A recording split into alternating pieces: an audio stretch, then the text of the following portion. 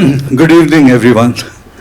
So, this is indeed one of those occasions where you say the author needs no introduction. I guess you'll all agree with that. So that makes my job easier. We get right into the book, Why I Killed My Husband. And as you can imagine, it's a very intriguing title.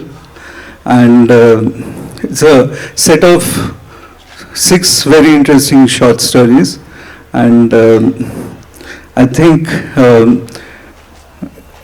Anita is going to be available for signing after the session, so you should get your copies of the book from the bookshop and get her signed. I also have a book there, so you can buy my book also. I'm sure you will not. So Anita, can we get into it right away because we have only half an hour? In the preface, you talk about the state of the nation, and you said Ian Rankin's interview, which and that kind of gave you a trigger for this novel, this book. So, state of the nation in the last 10 years is actually been dramatic enough to, draw very good inspiration for writing. So, you want to tell us a little more about how that initial thing happened? Good evening, everybody, and thank you for coming here, and thank you, Sridhar, for being in conversation with me. Actually, it began, this whole idea of this book itself began with a random phrase that Ian Rankin actually used in context of my work. So he was in an interview and he was talking about some of the writers he likes, and then he was talking about my crime fiction, and he said how it is a representation of the state of the nation, and it kind of stayed in my mind, and I asked myself, what is state of the nation in that sense? I mean, in many ways we think of it as a political narrative and nothing beyond that, but what I wanted to do was take the political narrative that exists already and then try and meld it into personal narratives. In the sense, how does political decisions or political matters or political policy decisions, how do they make an impact on the lives of ordinary people like you and me? We would think that they wouldn't really affect us in any way, but it does in many ways. And I think that is where I think the idea for this book was born. And what I'd like to do is very quickly read you the preface that is going to give you a context of what this book is all about and why this book was written.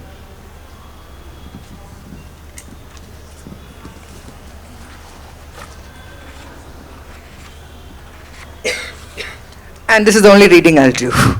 Okay. More than a decade ago, I heard the crime novelist Ian Rankin use the phrase state of the nation in an interview. Something about the phrase grabbed me by my throat. While I'd always found crime fiction a great platform for social commentary, I had just stumbled on a new way of seeing the world around us, a point of view that allowed me to meld the personal and the political. It stayed in my head rent-free, biding its time, waiting for an opportune moment. Sometime in mid-2019, Storytel, which is an audio company, commissioned me to write a set of original audio stories. It was a new medium for me and demanded a new way of writing. A voice narrating a story has a certain immediacy to it and imprints itself on the mind in a way that the written word cannot. Exploring this medium was the most exciting thing I had done in a long time. There was the length of the story itself. At about 45 minutes to an hour long, it was too long for it to be classified as a short story and too short to be a novel, but it was just right to capture a detailed slice of life. There were other challenges, of course. While the plot was within the purview of literary fiction, the pace had to lure the listener in within the first couple of minutes. Descriptions, dialogues, how much was too much and too little, and the characters, how many were too many. While I speculated on the technicalities, the real issue became what was I going to write about. Then one December morning in 2019, while visiting my ancestral village in Kerala, I started on a story. It was set in the fictitious village of Kaikurushi, which I had used in my first novel, The Better Man. As I wrote, the anti-CAA agitation, which had begun at Shaheen Bagh on 15 December, crept into the story, and suddenly it was impacting the lives of my characters living in a tiny village 2,437 kilometers away. What I had thought was going to be a pastoral tale turned pastoral political. That was when I knew I had discovered my first State of the Nation story. Most of us keep track of the news, international, national, regional, local, except that we turn the page or scroll down and go on with our lives. We tell ourselves that it doesn't concern us. We convince ourselves that we can do nothing about it. We take refuge in apathy. All of us are guilty of this day after day. We forget that apathy too is a crime. A couple of years after the Storytell stories went live, I revisited them and decided they needed a new lease of life. I set about recrafting the stories and drawing even more on the political, economic, and societal tapestries of our time and their impact on the everyday. If a coupe in a train was what bound 6 women together in my second novel, Ladies' Coupe, here it is the State of the Nation that binds the 6 stories together. Set within a span of a decade, all these stories are inspired by true life incidents. As for the last story, The Land of Lost Content, all I will say is that it happened to me. Thank you. That was really nice. So in exploring the state of the nation, I saw through the stories that you were exploring it through a rather complex matrix of caste, gender. I would also, class was also showing up in some of the stories, but very interestingly, region, and that also made a very big appearance in some of these stories. So, and I also like the way in which you crafted regional identities into the stories. Each story you are actually moving region. You were going to a different geography. The sense in which you understood that society comes out very, very sharply. For example, in the first one, Why I Killed My Husband, it was so precisely Chennai, and could smell it, really. Want to tell us more about this story, Why I Killed My Husband? Yes, so the title story, of course, is Why I Killed My Husband. And this is drawn from, this is the story of, a very regular, middle-class Tamil Brahmin woman living in Chennai, whose entire life has been, kind of like decided for her right from the beginning that, she gets a job in a bank, she marries this very suitable man, the right, gotram, everything is right. And she's a very, very matter-of-fact person. So it's not as if she's like building these romantic dreams in her head about what her life is going to be like. But it actually starts falling apart on the day of her wedding itself. So I have the first line, which becomes like a refrain through the story. I should have killed my husband on our wedding day. I should have killed my husband when our son was born, blah, blah, blah. It goes on like that. So basically what happens is you see her life through various, these various kind of points, junctures where she's, is telling you about what's happening in her life, and there is absolutely no guilt or remorse for what she plans to do. And so she, in a very chatty way, she tries to talk to the reader by trying to explain to them her reasons. She's not asking for, I would say, approval. She's just telling you a story about her life and why she did what she did. Now, you would think that this is a story which is, yes, it is about the personal relationship that corrodes and crumbles and eventually becomes nothing. But it's also, in some sense, very determined by the series of incidents that happens in her life, or which has happened in the last 10 years of our nation's life. And so which is where the state of the nation kind of comes into play. All I will say is finally, when the last straw that breaks her back is the demonetization. So, why would demonetization cause a woman to actually want to kill her husband? That I would like you to discover for yourself by reading the story. Well, I myself as a writer like to play with form quite a lot. And in this story, in fact, I like the way you brought the content and the form to speak to each other. So the whole structure in terms of a Charanam and Pallavi type of structure that you have used, and the whole story is about Carnatic music. So that I found very interesting. Maybe you should tell us a little more about that. Yeah, so again, in the title story, the woman, her name, she's not even allowed to keep her original name, the name she was born with, because it's a kind of custom that happens in Tamil Brahmin, post-wedding, where they give a name to the girl. And she is then thereafter called Kalyani. And her husband is a violinist. He is a Carnatic musician who has, kind of major musical aspirations and ambitions. And so I wanted to use music here again in the sense about how, what does it mean for a very regular person to live with someone who has artistic ambitions. I wanted to bring in that. I also wanted to bring in this just basic gender thing. When a woman is an artist, is she given the same kind of attention or, let's say space as probably a male artist is? So these were questions that I wanted to also explore through, the story. So in like I said, on the one hand, it's the story about a couple. It's also the story about a certain, political decision that impacts the story, impacts their life and therefore the story.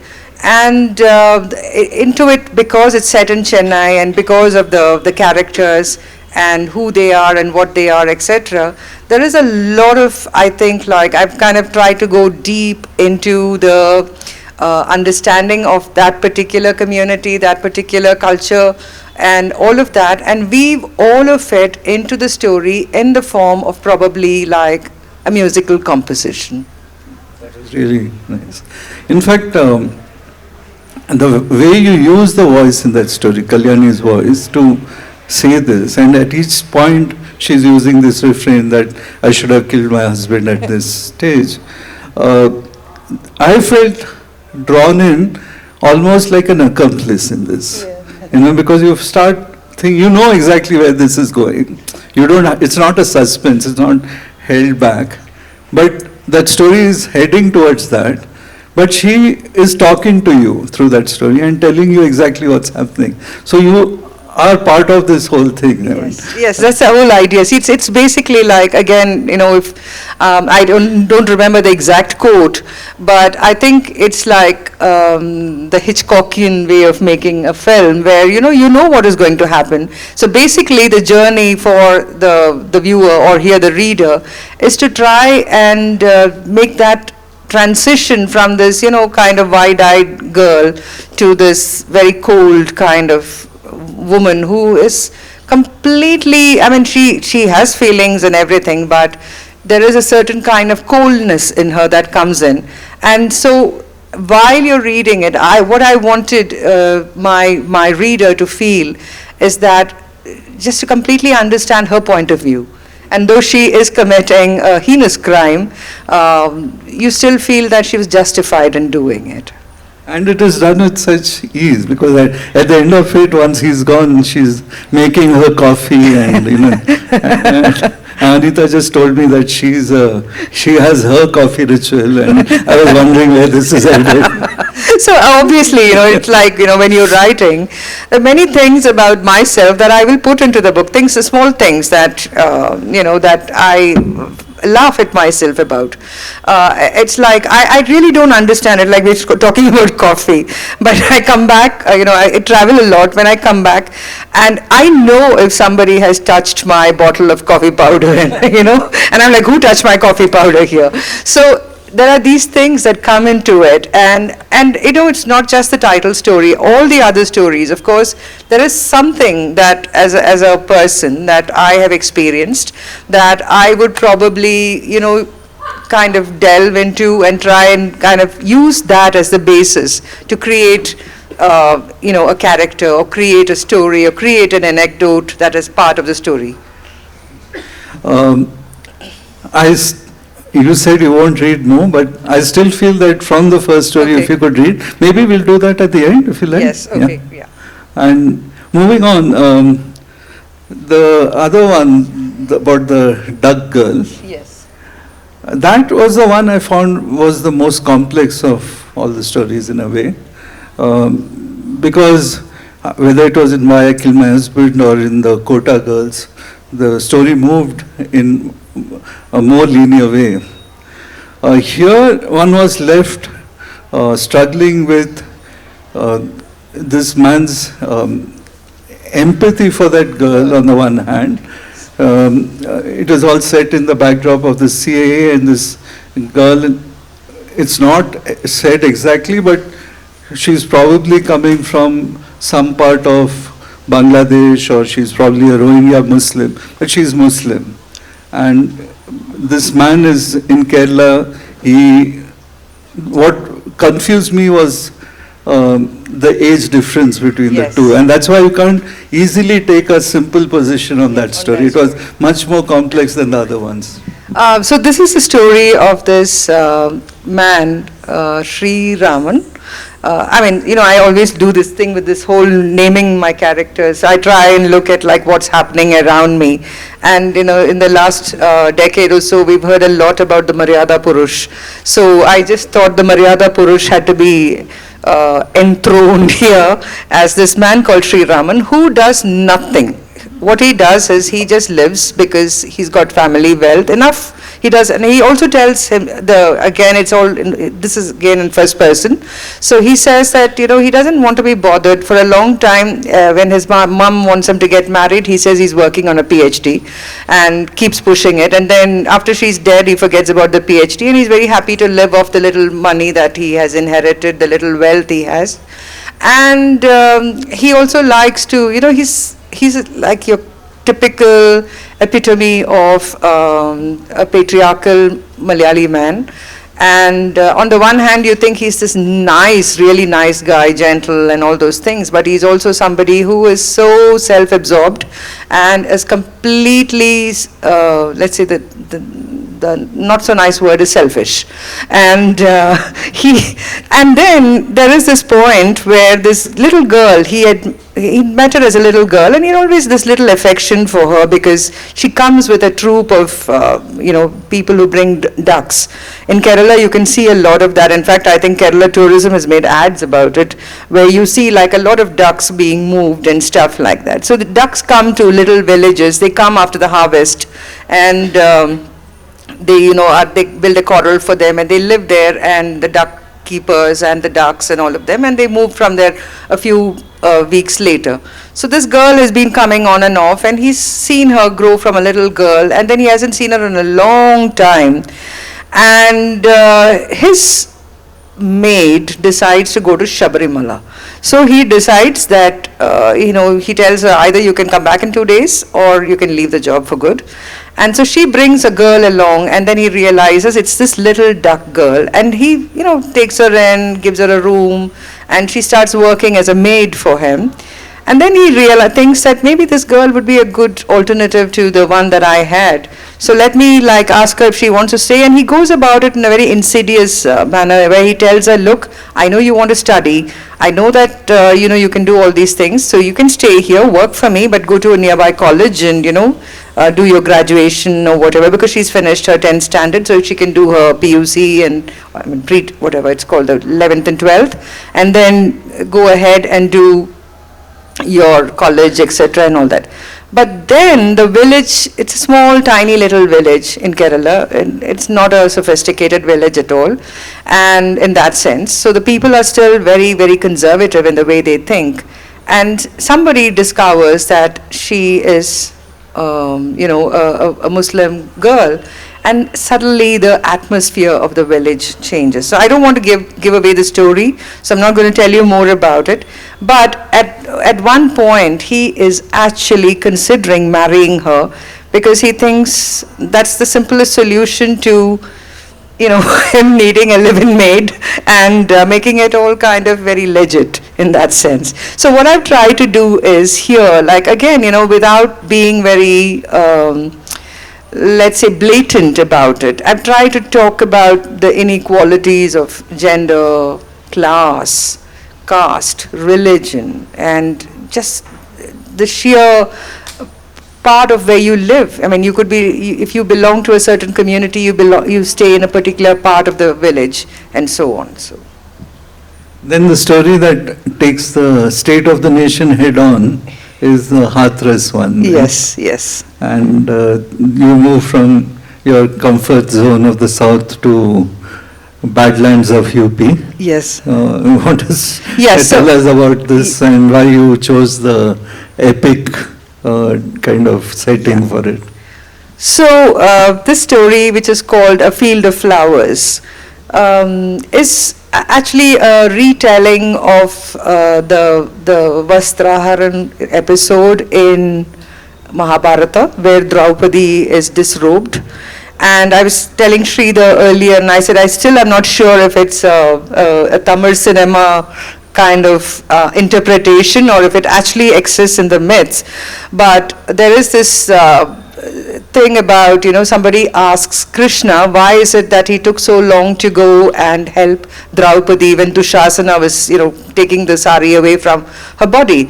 And what Krishna says is, right till the end, Draupadi holds her hand like this, as if to cover her bosom and her, dignity and everything, to maintain her dignity. And she never actually surrenders to Krishna and says, help me. So she's still kind of holding back. And so it's only when she puts her hands down and she says, I surrender, that Krishna appears and kind of like makes sure that the sari is endless.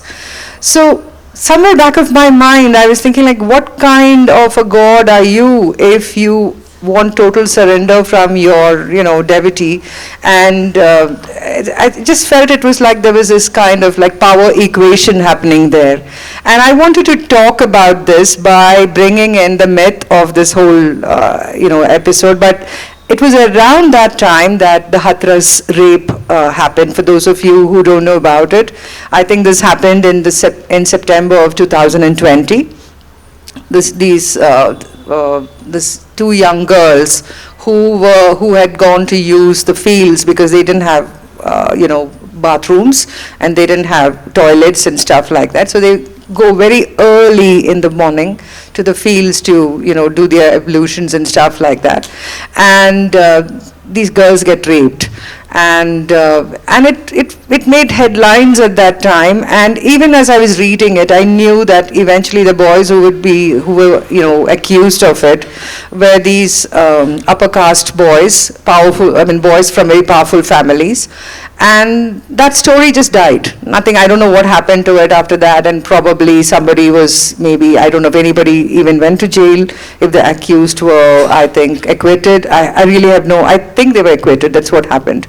And somewhere in me, all of this was like kind of brimming and bristling and all of that. And I wanted to kind of capture what could have happened. And I took the story of Balarama, whose favorite student was Duryodhana, while Bhima also was there.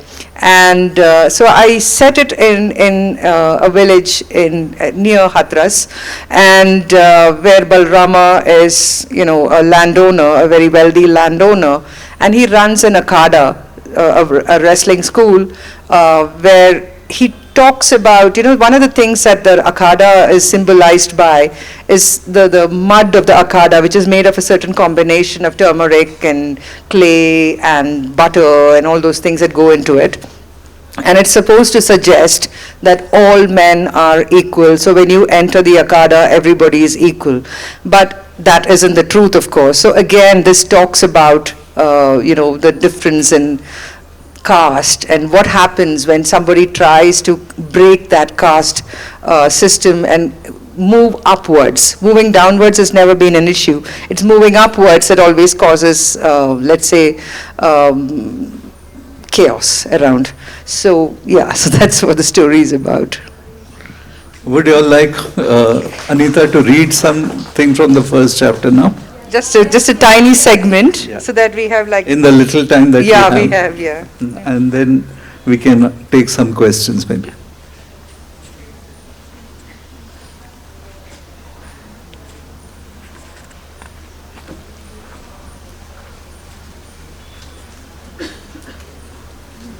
Okay.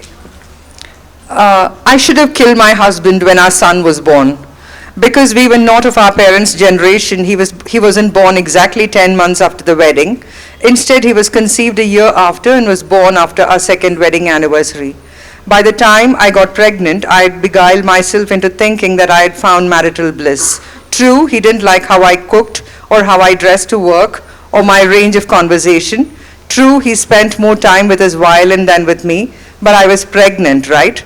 As my mother liked to say, there are no rose plants without thorns. I was married, I had a husband, we had a decent life. Everything was as it should be. In the first trimester of my pregnancy, we had to attend a wedding at my father's ancestral home in Chidambaram. The old house was filled with people. I began to feel a little breathless. So we decided to step out into the backyard where the children were playing cricket. Madhavan watched them for a while, then muttered under his breath, I hope our child won't be like them. I said, oh, don't be so hard on them. They are not ruffians, just children having a good time. Madhavan raised an eyebrow. I wasn't referring to the noise. Look at them. Do you realize that almost everyone in your family is short, squat, and almost black? I didn't say anything. How could I? It was the truth. I choked on my hurt, or was it rage, and pressed my knuckles into my thighs. He saw the movement of my hand and said softly, it's the truth, even if you can see it, no need to get agitated. I didn't speak. I was never good with repartee. Mostly a fitting retort would form in my head 3 days too late. I got up and went back inside to show my displeasure. That night, and every night thereafter, I drank a glass of saffron milk. I would add strands of saffron to warmed up milk and force myself to drink it. My child would not turn out with skin like mine. I knew that DNA determined such things, but when one is pregnant, sense and logic often fly out of the window.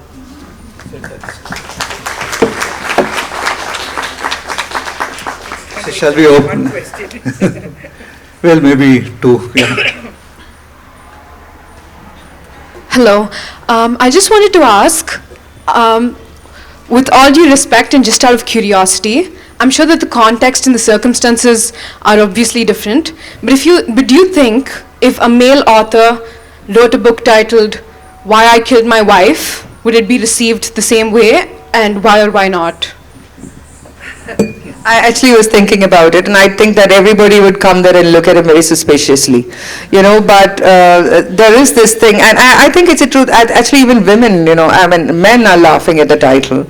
And I think in this case, because, this whole thing about husbands being like perennial pains on the neck is something, it's a universal truth. So I think it's kind of like, there is a kind of a dark humor that kind of is built into it. And the first story, though it is heartbreaking, because I know how much it affected me while I was writing it, that it still happens that because of the tropes that we have in our head about these kind of situations, it allows you to kind of read it without feeling overwhelmed by a sense of grief. Whereas if you were to read the same story, if it was Why I Had Killed My Wife, immediately there is going to be this thing of, wife beater, woman hater, all of those things. So in this case, I do think I have a certain advantage.